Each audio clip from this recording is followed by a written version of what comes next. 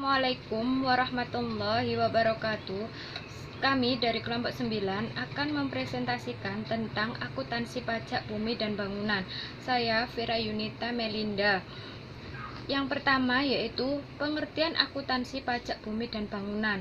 Pajak bumi dan bangunan adalah pajak yang dikenakan atas kepemilikan hak atas bumi dan bangunan yang ada di atasnya, yang nilainya di atas nilai jual objek pajak tidak kena pajak atau NJO PTKP. Jadi intinya, pajak bumi dan bangunan ini dikenakan kepada semua wajib pajak yang mempunyai hak atas objek pajak bumi dan bangunan yang ada di atasnya. Objek pajak bumi dan bangunan berdasarkan Undang-Undang Nomor 12 Tahun 1985 Pasal 1A menyebutkan bahwa objek pajak bumi dan bangunan adalah tentu saja bumi dan bangunan. Dalam Peraturan Menteri Keuangan dijelaskan bahwa yang dimaksud dengan klasifikasi bumi dan bangunan adalah pengelompokan bumi dan bangunan menurut nilai jualnya dan digunakan sebagai pedoman serta untuk memudahkan perhitungan pajak terhutang.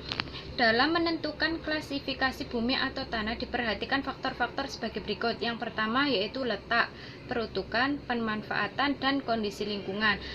Dalam menentukan klasifikasi bumi atau bangunan, diperhatikan faktor-faktor sebagai berikut.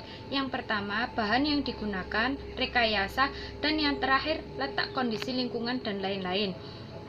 Yang bukan merupakan objek pajak bumi dan bangunan adalah sebagai berikut. Yang pertama, objek pajak yang digunakan semata-mata untuk melayani kepentingan.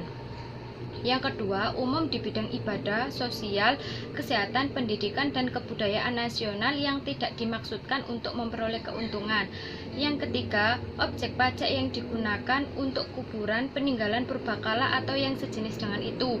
Yang keempat, objek pajak yang merupakan hutan lindung, hutan suaka alam, hutan wisata, taman nasional, taman pengembalaan yang dikuasai oleh desa, dan tanah negara yang belum dibebani suatu hak. Dan yang terakhir, objek pajak yang digunakan oleh perwakilan diplomatik, konsulat berdasarkan asas perlakuan timbal balik. Selanjutnya yakni subjek pajak bumi dan bangunan. Yang menjadi subjek pajak adalah orang atau badan yang mempunyai suatu hak atas bumi atau yang memperoleh manfaat atas bumi dan atau yang memiliki, menguasai, memperoleh manfaat atas bangunan. Tarif dasar dan cara perhitungan pajak bumi dan bangunan. Tarif pajak bumi dan bangunan dalam lingkup pusat mengacu pada ketentuan pasal 5 Undang-Undang Pajak PBB. Pasal ini menetapkan besarnya tarif pajak yang dikenakan atas suatu objek pajak bumi dan bangunan pada lingkup pusat adalah sebesar 0,5% dari nilai jual kena pajak atau NJKP. Berdasarkan pada pasal 6 ayat 3 Undang-Undang PBB, NJKP ditentukan paling rendah adalah 20% dan yang paling tinggi adalah 100% dari NJOP. Besarnya NJOP juga ditetapkan setiap 3 tahun sekali oleh Menteri Keuangan. Besarnya persentase nilai jual kena pajak ditetapkan dengan peraturan pemerintah dengan memperhatikan kondisi ekonomi nasional.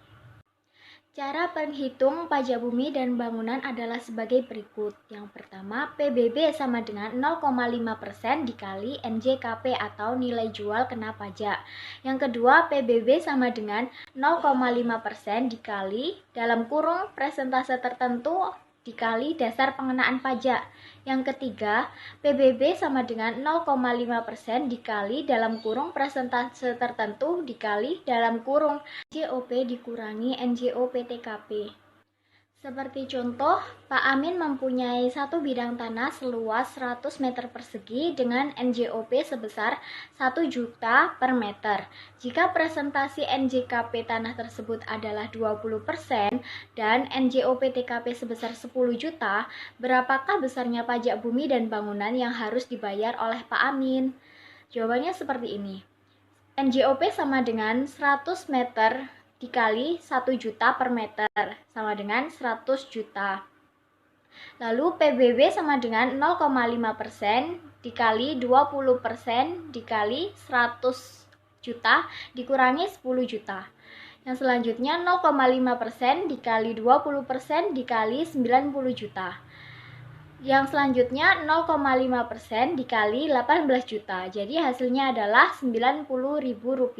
Jadi besarnya pajak bumi dan bangunan yang harus dibayar oleh Pak Amin adalah sebesar Rp90.000. Pencatatan akuntansinya adalah sebagai berikut. Biaya pajak bumi dan bangunan Rp90.000 di debit, lalu kas Rp90.000 di kredit. Contoh penerapan klarifikasi bumi dan bangunan dalam penghitungan PBB.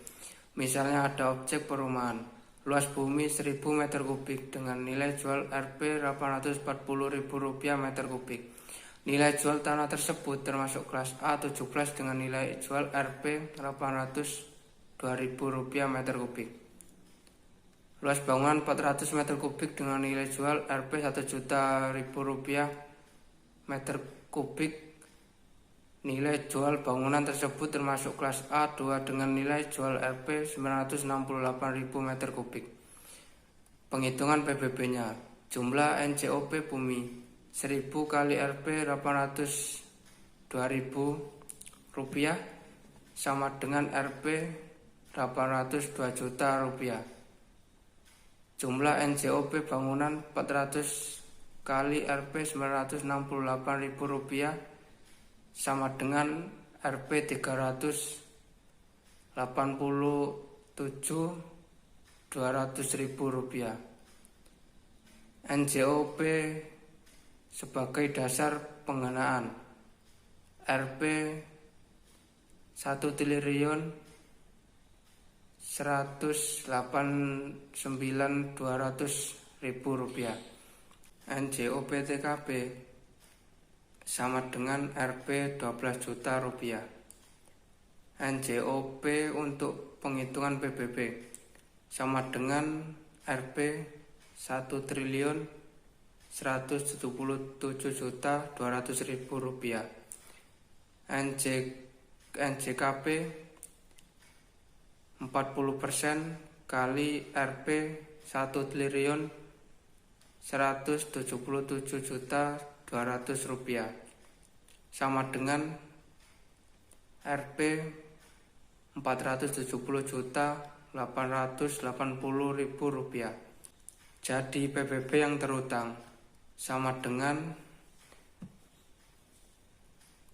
0,5% kali Rp 470.480.000 rupiah sama dengan Rp 2.354.000 rupiah. Wajib pajak akan mencatat biaya pajak bumi dan bangunan 2.354.400 rupiah, kas 2.354.400 rupiah. Presentase nilai jual kena pajak. Nilai jual kena pajak merupakan dasar penghitungan PBB. Dalam KMK nomor 201/KMK 04/2000 terdapat ketentuan presentase NJKP sudah ditetapkan oleh pemerintah. Berikut ini rinciannya. 1. Objek pajak perkebunan adalah 40%. 2. Objek pajak kehutanan adalah 40%. 3. Objek pajak pertambangan adalah 40%. 4. Objek pajak lainnya atau perdesaan dan perkotaan apabila NJOP-nya lebih dari Rp 1 triliun rupiah adalah 40%. Apabila NJOP-nya kurang dari Rp 1 triliun rupiah adalah 20%.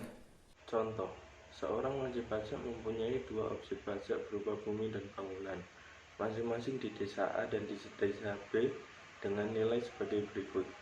Desa A, yang pertama, nilai jual objek pajak bumi adalah sebesar Rp8.000.000. Yang kedua, nilai jual objek pajak bangunan adalah sebesar Rp5.000.000. Nilai jual objek pajak untuk penghitungan pajak. Nilai objek pajak bumi Rp8.000.000.